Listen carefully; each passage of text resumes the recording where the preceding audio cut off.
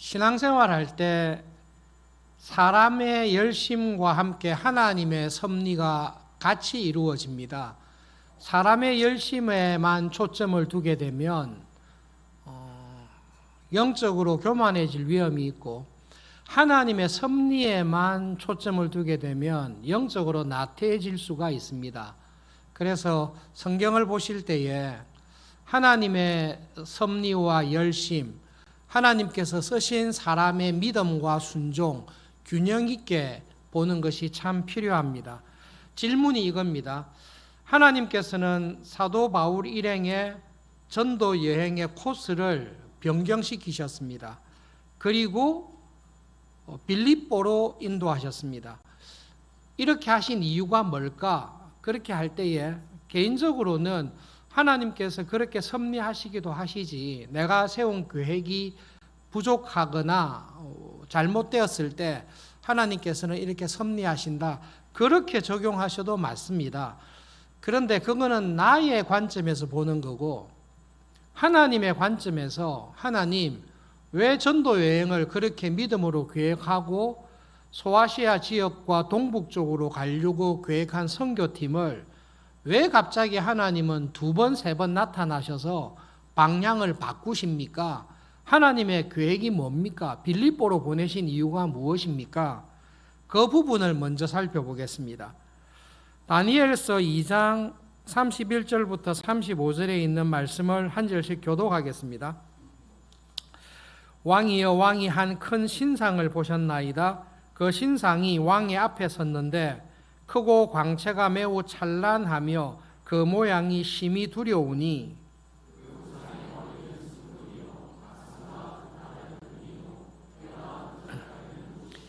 그 종아리는 쇠요, 그 발은 얼마는 쇠요, 얼마는 진흙이었나이다.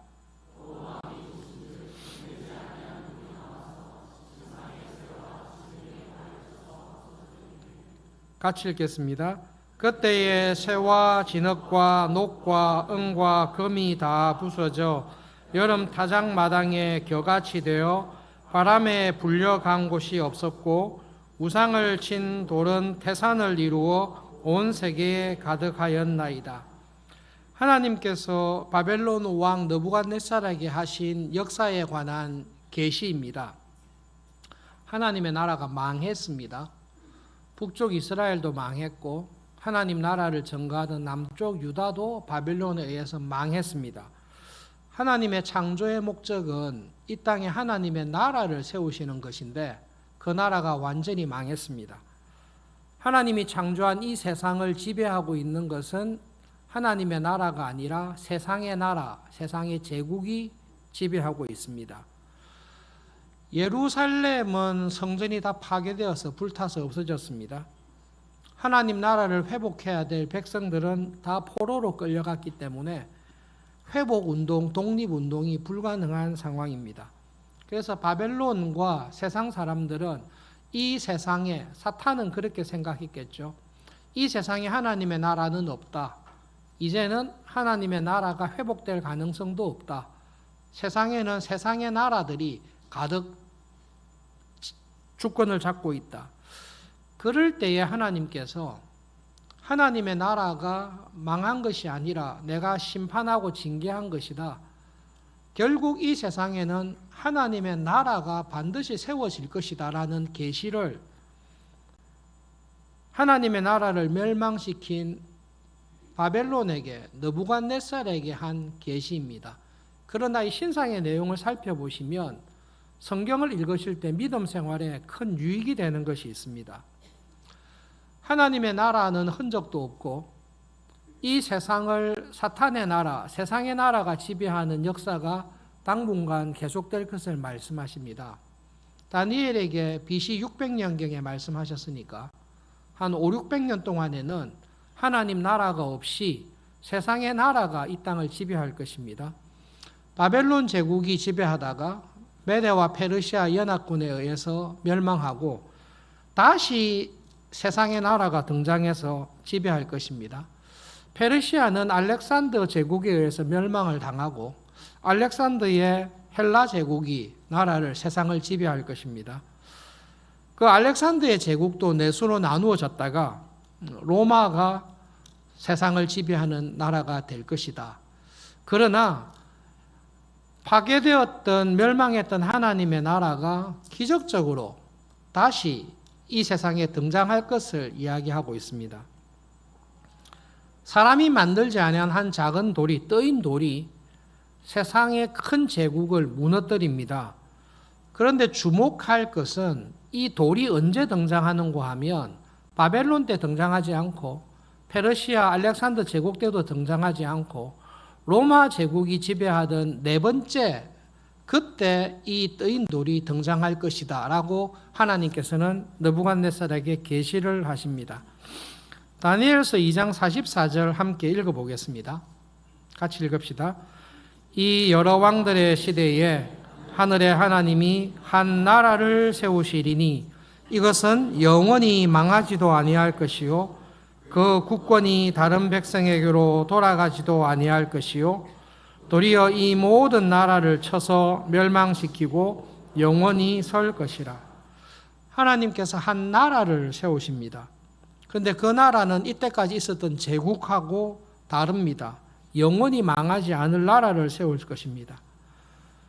이 나라는 이 세상에, 온 세상에 충만한 영원한 하나님의 나라를 세울 것이다 라고 말씀하십니다.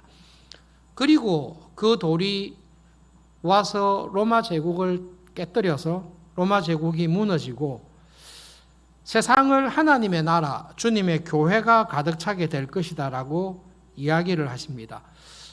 500-600년 전에 하신 예언인데요. 하나님의 약속입니다. 그러면 로마 제국으로 하나님의 나라를 선포하고 하나님의 나라를 세울 사람을 보내야 되지 않습니까? 다니엘을 통해 주신 이 예언의 말씀대로 하나님 나라를 회복하기 위해 오신 분이 예수님이십니다. 예수님께서 오셔서 처음 설교하셨을 때에 회개해라. 이제 정말로 하나님의 나라가 왔다. 그리고 이 나라가 이 세상에 충만하게 될 것이다. 그 복음을 전하는 전도팀이 사도 바울입니다. 사도 바울의 계획은 소아시아를 통해 동북쪽, 아시아 쪽으로 가는 것이었습니다. 그런데 하나님께서 주도적으로 개입하십니다. 600년 전에 다니엘을 통해서 하나님의 나라를 다시 세울 거다. 그 나라가 로마의 제국을 무너뜨릴 것이다. 그 약속의 말씀대로 이 전도팀을 어디로 끌고 가는가 하면 마게도니아, 로마 제국에 있는 영토로 보냅니다. 그러므로 누가는 다니엘의 예언을 알았겠지요. 그러나 지금 우리가 읽고 있는 것은 한 전도팀의 전도 계획이 바뀌어서 선교지가 바뀌었다라는 것을 읽을 뿐만 아니라 하나님께서 작정하시고 역사를 주관하시는 계획대로 지금 하나님께서는 이 세상에 망하여 없어졌던 하나님의 나라를 회복시키기 위한 그 약속을 성취하고 있다. 그리고 그 약속의 성취의 첫걸음으로 마게도니아, 로마 제국의 영토인 그곳에 바울 일행을 보냈다라는 것을 우리는 알 수 있습니다. 그러므로 여러분, 빌립보 전도는 전도팀의 계획 변경을 넘어서서 하나님의 입장에서 보면 하나님의 나라를 회복하겠다. 그 약속을 실제로 이루어 가시는 과정 가운데 일어나고 있는 일입니다. 그렇게 보면 빌립보 교회는 굉장히 의미가 있는 교회입니다.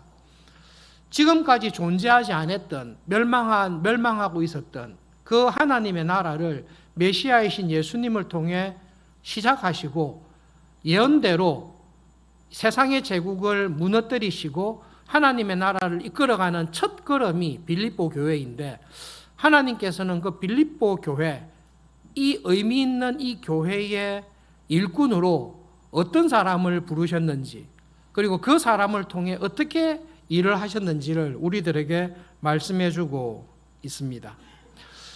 빌립보라는 도시에 대해서는 조금 관심을 가질 필요는 있습니다. 로마의 식민지입니다.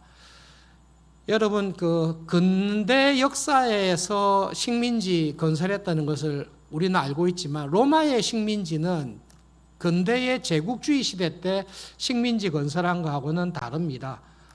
일제가 우리나라를 강점하기도 했고 병합하기도 하고 아프리카나 동남아 쪽에 식민지 건설할 때 무력으로 침공해서 그 지역의 사람들을 억압하는 방식으로 식민지를 건설합니다. 빌립보가 로마 제국의 식민지였다라고 하면 로마 군대가 빌립보 지역을 점령해서 빌립보의 사람들을 억압해서 식민 통치하고 있다. 그렇게 생각하시면 맞지는 않습니다. 로마의 식민지 정책은 원주민을 지배하는 게 아니라 로마 시민들을 그곳으로 옮기는 일을 합니다. 빌립보라는 도시가 로마 제국에게 굉장히 중요한 도시입니다. 아주 짧게 왜 중요한지를 설명하면 카이사르가 암살되고 난 다음에 암살했던 브루투스와 카이사르의 후계자인 아우구스투누스하고 결정적인 전쟁을 하는데 그 전쟁했던 곳이 빌립보입니다.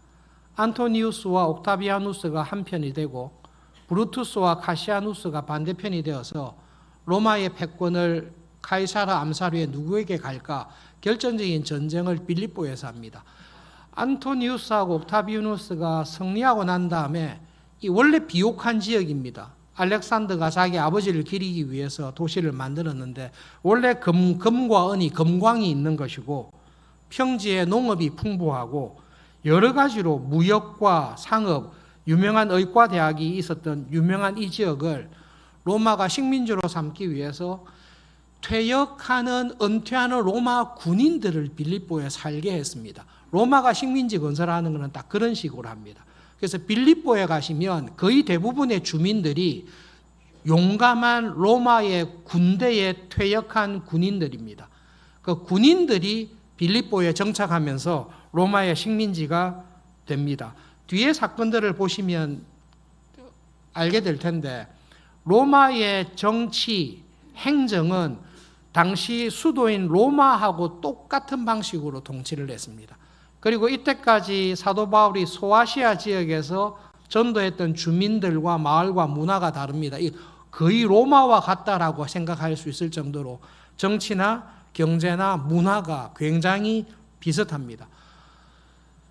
사도 바울이 빌립보 전도 갔을 때 기대가 컸을 것입니다. 계속 막으시다가 환상 가운데 하나님께서 마게도니아 사람이 손을 흔들면서 와서 도와주십시오 부탁을 했습니다. 그 성령님의 인도함을 따라서 갔습니다. 우리를 부른 사람이 나타나겠지. 우리를 이렇게 손을 들어서 불렀으면 영접하러 오는 사람이 오겠지. 여러 날이 지났는데도 한 사람도 오지 않았습니다. 유대인들은 전통에 의하면 성인 10명이 있으면 회당을 만듭니다. 그것이 당시의 딱 관습입니다. 성인 10명이 모이면 교회를 만들듯이 성인 10명이 모이면 회당을 만드는 게 유대인의 관습인데 빌립보를 다 찾아다녀도 유대인의 회당이 없습니다. 왜 그렇습니까? 빌립보 도시 자체가 로마에 퇴역한 군인들이 주류를 이루고 있습니다. 그러니 이게 성령님께서 인도는 하셨는데 영접하는 사람도 없고 유대인 회당도 없고 여러 날 기다리다가 할 수 없다. 이게 유대교에 관심이 있는 사람들이 모인 곳을 찾으러 가자. 그래서 간 곳이 강가입니다. 회당을 만들 수 없는 유대인들은 자기들끼리 따로 모여서 예배를 드리고 모임을 가지는데 정결의식이 있기 때문에 항상 손발을 깨끗하게 씻기 때문에 습관적으로 강가나 물이 있는 곳에 많이 모이는 습관이 있었습니다. 그래서 사도 바울과 전도 일행이 빌립보에서 교인을 찾기 위해서 전도할 사람을 찾기 위해서 갔던데 강가에 여자들만 있었습니다. 남자는 있지 않고 여자들만 있었습니다. 사도 바울이 바리새인 때 하루에 3번씩 기도한 바리새인의 유명한 기도가 있습니다. 여자로 이방인으로 태어나지 않은 것 감사합니다. 여자로 죄송합니다 여자분들. 여자로 태어나지 않은 것 감사합니다. 그게 바리새인의 간절한 기도인데요. 회심한 사도 바울은 복음 안에서 변하여 가치관이 바뀌어서 여자들만 있는 곳에 가서 기쁜 마음으로 그들에게 복음을 전했다. 그것이 빌립보 교회의 전도 내용입니다. 그리고 그 복음을 전하는 가운데 한 사람에게 주목하는데 루디아라는 여자입니다. 이 루디아가 사도 바울의 복음을 들었습니다. 여러분, 루디아는 생각하실 때 그냥 백부장, 고넬료 백부장이라고 생각하시면 거의 상황이 맞습니다. 고넬료 백부장은 회당에 들어왔던 사람이 아닙니다. 그냥 팔레스타인에 와서 유대교의 하나님이 진짜 하나님이다. 로마의 잡신들은 우상이고 유대교에서 말하는 하나님이 살아계신 참 하나님이다라는 것을 믿었습니다.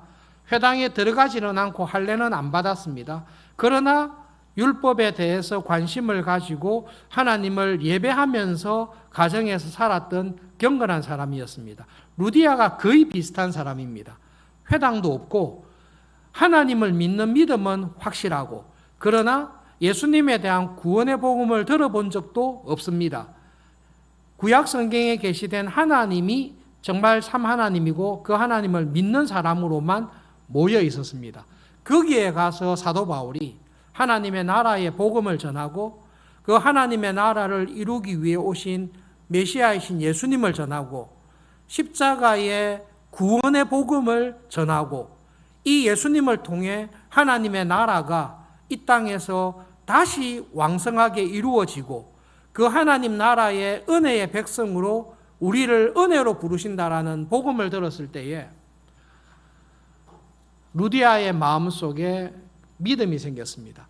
누가는 루디아의 회심을 딱 설명하면서 사도 바울의 탁월한 설교로 루디아가 회심했다 이렇게 하지 않습니다. 하나님께서 경청하여 말씀을 듣는 루디아의 마음을 하나님께서 열어주셨다. 하나님께서 루디아의 마음을 열어서 믿음을 주시고 하나님께서 루디아의 마음을 열어서 구원의 복음을 예수님의 십자가의 죽으심을 믿고 고백하게 되었습니다.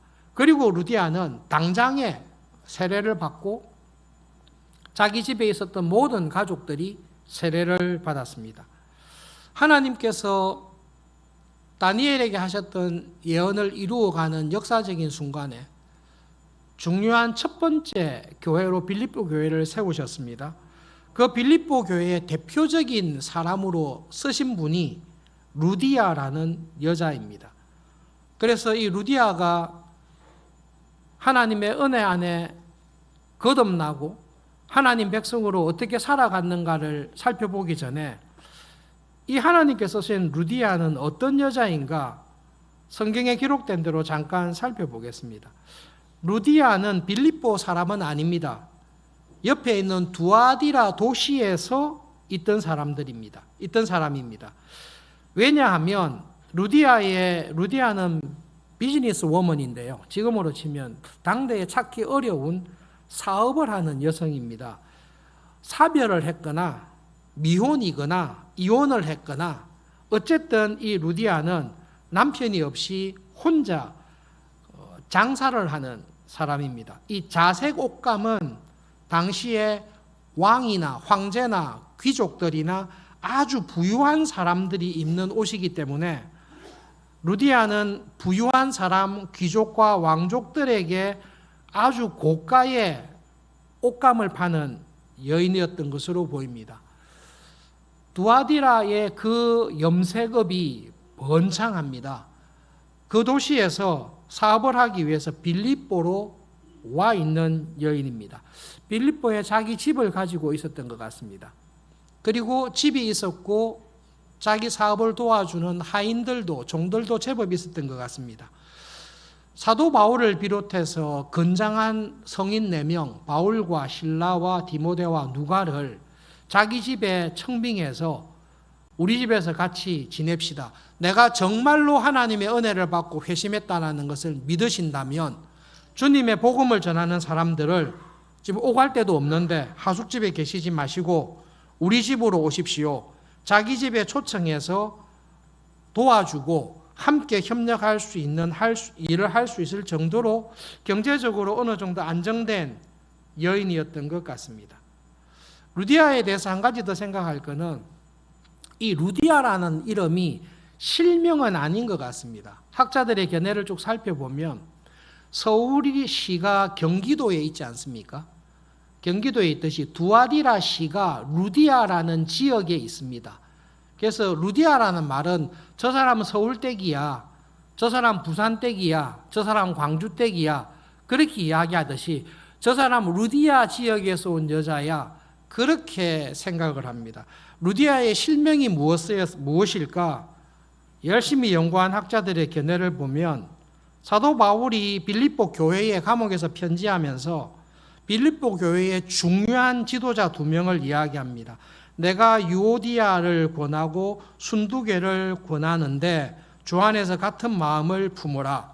유오디아와 순두계가 다 여자 지도자입니다. 그래서 루디아는 유오디아나 순두계 2사람 중에 한 사람일 것이다. 루디아의 실명은 유오디아든지 아니면 순두계일 것이다. 그러면 둘 중에 한 사람이 루디아면 다른 사람은 누구냐? 여러분, 이런 거는 학자들의 추측이니까 추측만 하시면 됩니다. 회심했던 간수의 아내가 둘 중에 한 사람이었을 것이다. 추측이니까 열심히 연구해서 추측했으니까 그거는 좀 받아줍시다. 그렇게 열심히 했는데. 그래서 루디아는 이렇게 사도행전에 중요하게 나왔던 루디아가 왜 빌립보에서 이름이 없냐?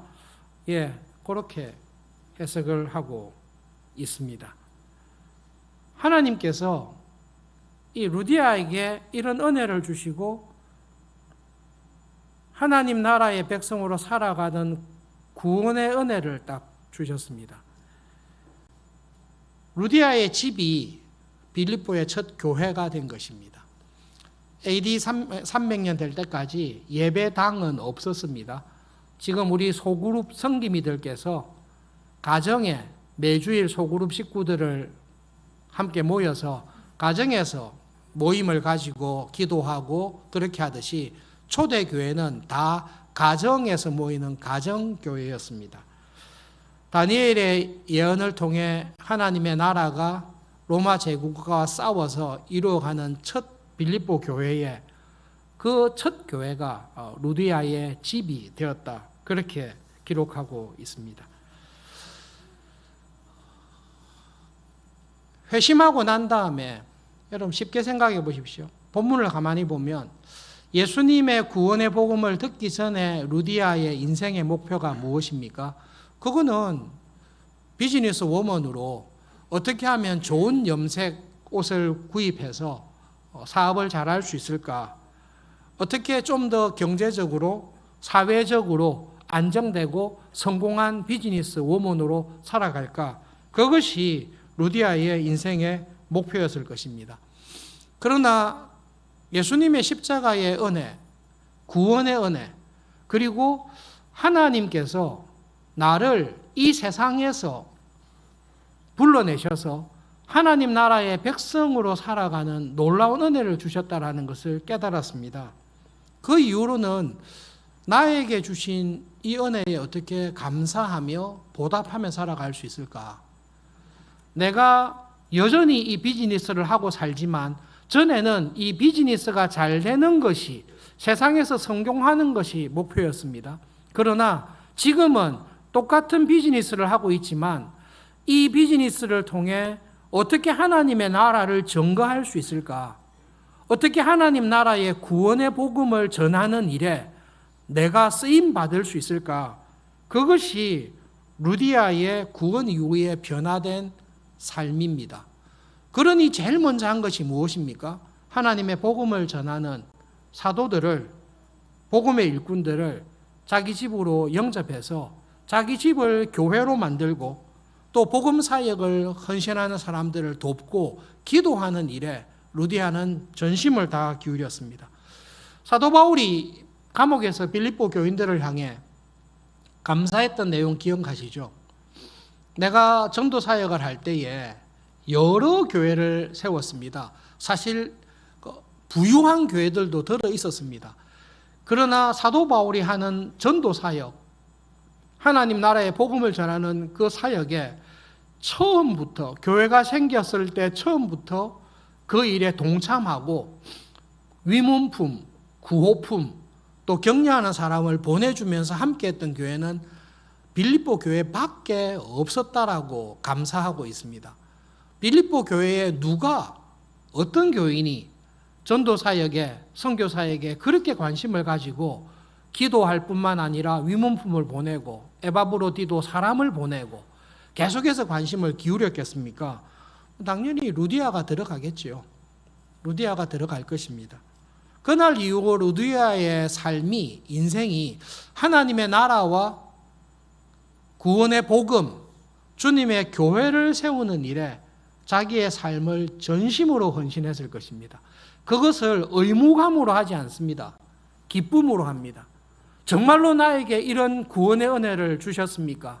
하나님께서 하나님의 전부를 나와 같은 사람, 노예였다가 해방됐을 수도 있고 자유인으로 태어날 수도 있지만 남편 없이 혼자 비즈니스를 하는 이런 나에게 하나님께서 이런 구원의 은혜를 주셨습니까? 정말로 감사합니다. 하나님의 구원의 복음 그리고 온 세상에 충만할 하나님의 나라를 이루는 일은 내가 내 인생을 다 바칠만 합니다. 전심으로 기쁘게 바치겠습니다. 그렇게 믿음으로 기도하며 간구할 때에 하나님께서 그런 믿음의 사람들을 그때도 쓰시고 지금도 쓰십니다. 그것이 빌립보 교회에 예수님께서 재림하실 때까지 하나님께서 하나님의 나라를 이루어 가시는 방식입니다.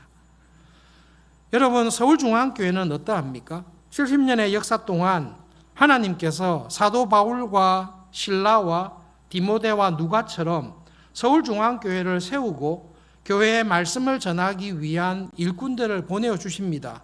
전치론 목사님, 윤봉기 목사님을 비롯해서 지금까지 서울중앙교회가 있는 동안 하나님께서는 복음의 일꾼들을 교회에 계속 보내주실 것입니다. 그러나 여러분, 빌립보 교회의 주인은 사도 바울과 실라입니까? 루디아와 간소와 같은 교인입니까? 그거는 너무 분명하죠. 바울과 실라는 디모데는 왔다가 떠날 사람들입니다. 그리고 그들에게 보내신 사명을 가지고 주님의 교회를 복음으로, 말씀으로 양육하고 교인들을 섬기고 돌보는 일을 할 것입니다. 그러나 여러분, 빌립보 교회를 세워가는 사람은 루디아 같은 사람입니다. 회심한 간수와 같은 사람입니다. 귀신 들렸다가 귀신에서 해방된 그 여인과 같은 사람들이 빌립보 교회의 주축 멤버가 되었을 것입니다. 누가는 빌립보 교회의 전도 역사를 하면서 지나고 난 다음에 누가복음을 통해 교회 역사를 쓰면서 그 의미 있는 역사적 의미 있는 빌립보 교회를 볼 때에 그 교회를 생각하면 누가 떠오릅니까? 루디아가 떠오릅니다. 간수가 떠오릅니다. 귀신 들렸다가 구원받았던 그 여인이 떠오릅니다. 그 사람들이 빌립보 교회의 주인입니다. 서울중앙교회의 역사를 이루어갈 주인들은 누구입니까? 장로님들이십니다. 목회자들은 은퇴하고 부르면 가잖아요. 근데 장로님은, 제가 원로 장로님께 말씀을 들었는데, 우리 교회 원로 장로님은 죽을 때까지 이사도 못 가고 교회도 못 옮기고, 이건 원로 장로님뿐만 아니라 은퇴 장로님들도 그러신데 어디 가시겠어요? 부르실 때 천국 가는 거 말고는 옵션이 없지 않습니까? 그러니까 여러분들이 장로님들, 집사님들, 권사님들, 성김이들, 여러분들이 서울중앙교회의 주인이고 중앙교회를 만들어가는 분들입니다. 루디아가 빌립보 교회를 세워가는 일에 쓰임받았듯이 하나님께서는 복음을 통해, 복음을 전하는 설교자들, 목회자들을 통해 루디아와 같은 하나님이 쓰시는 교인들을 일으키시고 그 교인들의 믿음의 열매를 통해 서울중앙교회를 만들어 가실 것입니다. 그 일에 여러분을 불러주신 것입니다. 교회의 역사를 통해서 주목해야 될 분들이 있습니다. 종교개혁 시대 때 다는 맞지 않지만 많은 부분이 틀렸으나 그러나 참 경건하게 살았던 아나베프티스트들의 이야기가 있습니다. 한 가지만 말씀드리겠습니다. 아나베프티스트들은 교회의 역사를 보면서 16세기 종교개혁 때 왜 이 교회가 이렇게 타락했나? 왜 이렇게 부패했나? 왜 이렇게 하나님의 말씀에서 떠났나? 이유를 살펴보면서 교회의 타락은 콘스탄티누스 황제가 기독교를 인정하고 공인하고 국교를 삼으면서 많은 교인들이 세상의 높은 정치, 그리고 세상에 높은 정치 있는 사람들이 회심하지도 않고 황제가 교회에 가니까 교회에 따라 들어온 그 사람들로 인해 교회의 거룩과 순수함을 잃어버렸다. 그것이 아나베프티스트들이 가지고 있었던 교회의 역사에 대한 깊은 반성입니다. 그래서 이분들은 한 가지 결심을 했어요. 세상에는 하나님의 나라와 세상의 나라 둘밖에 없습니다. 그러므로 루디아처럼 이 세상의 나라에서 살다가 하나님 나라의 백성으로 거듭난 사람, 예수님의 참 제자로 살기로 한 사람, 하나님 나라를 이루어가는 일에 일꾼으로 부름받은 사람은 자기의 모든 재산과 재능과 시간과 생명을 나를 구원하신 하나님의 나라에 전적으로 헌신하면서 살아야 된다. 이것이 기본적인 제자의 도리다. 예수님께서 나를 따라오너라, 내 제자가 되어라, 하나님 나라의 일꾼으로 살아라고 했을 때는 예수님께서는 그것을 요구하셨다. 그것이 아나베프티스트들의 기본적인 제자의 도리입니다. 그래서 모든 교인들에게 무엇을 요구했는가 하면, 당신이 예수님을 믿고 난 다음에 당신이 고위공직자든지 귀족이든지 나라에서 어떤 일을 맡고 있든지 당신이 참으로 하나님 나라의 일꾼으로 참으로 예수님의 제자로 살기 원한다면 귀족의 신분을 포기하시고 세상의 공직을 포기하시고 이 세상의 정부 요직에 있는 모든 자리를 다 포기하시고 당신의 모든 힘과 재능과 생명을 주님의 교회를 세우는 일에, 하나님의 나라를 증거하는 일에 살아가십시오. 당신이 예수님의 참 제자라고 하면서 여전히 세상 정부를 위해서 일을 하고 세상 정부를 발전시키는 일에 당신이 쓴다면, 아나베프티스트들이 강력하게 나갔는데, 당신은 예수님을 따르는 참 제자가 아닙니다. 우리는 세상의 나라를 섬기는 것이 아니라 하나님의 나라의 일꾼으로 우리의 모든 것을 다 살아가야 됩니다. 그분들의 진심이 무엇인지를 아시겠죠? 그분들의 진심이 무엇인지. 그렇다고 해서 아나베프티스트들이 다 선교사 되라, 다 목회자 되라, 그렇게 하지 않았습니다. 여러분이 있는 농사면 농사, 농부면 농부, 목축업이면 목축업, 사업, 무엇을 하든지 간에 여러분이 서 있는 자리에서 하나님의 나라의 일꾼으로 살아가십시오.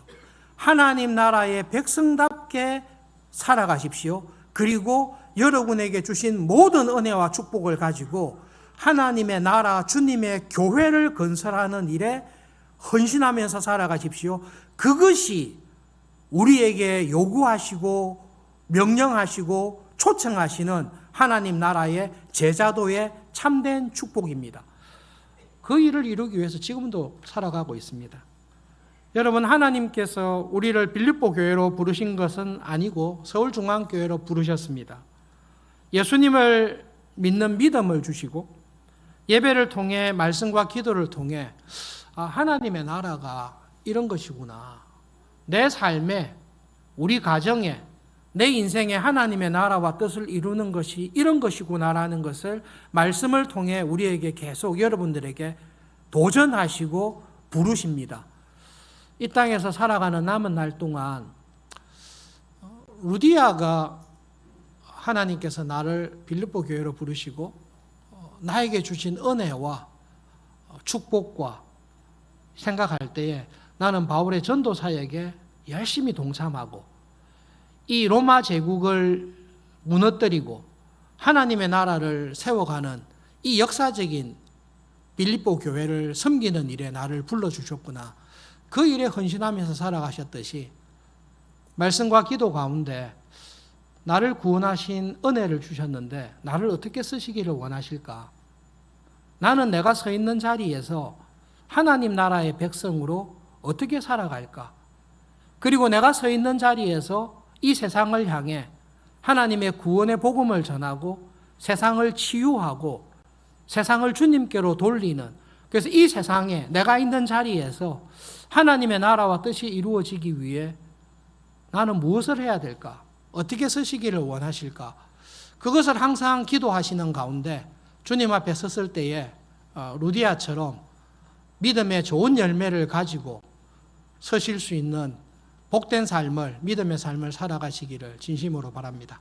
말씀을 기억하면서 기도하겠습니다.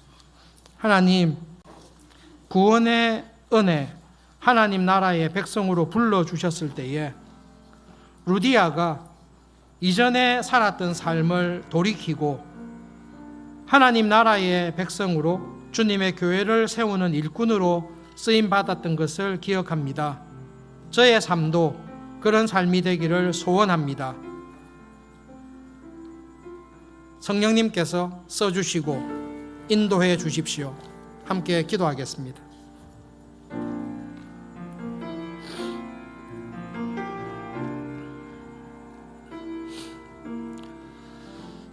지금도 하나님께서는 작정하시고 계획하신 대로 우리의 삶에 간섭하시고 섭리하시고 인도하시는 것을 믿습니다.